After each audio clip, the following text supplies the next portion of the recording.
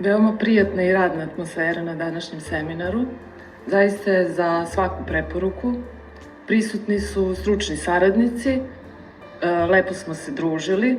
Veoma aktualna tema vezana za vaspitni rad škole. U zadnje vreme smo fokusirani uglavnom na nastavu i na obrazovanje. Eto, danas smo osvestili nešto više vezano za vaspitni rad u školi i za ogromnu ulogu stručnih saradnika, čija je odgovornost veoma velika i u nekim segmentima ključna.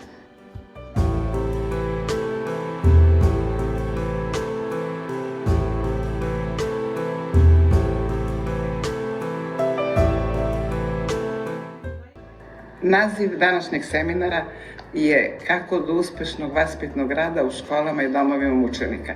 Seminar je naravno akreditovan pod rednim brojem 58 i njegov cilj je da svi prosvetni radnici koji prisustvuju seminaru razvijaju svoje kompetencije u smislu prepoznavanja, realizacije i vrednovanja vaspitnog rada u školama. Vidite, sama tema je dosta poznata prosvetnim radnicima, zato što i oni rade i već imaju razvijene te kompetencije, ali naš posao je takav da stalno treba da se stručno usavršavamo, što nam je zakonska obaveza. Ovaj seminar pokazuje iskustvo dosadašnje i je vrlo interesantan i vrlo primenljiv u praksi i vrlo izazovan i prati današnje vreme i situaciju u kojoj se nalazimo, pa tako u rešavanju ovog problema, u rešavanju vaspitanja naših učenika uključujemo kroz sadržaje tema i nastavnike i pre svega stručne saradnike koji mnogo rade po tim pitanjima i roditelji i naravno učenike.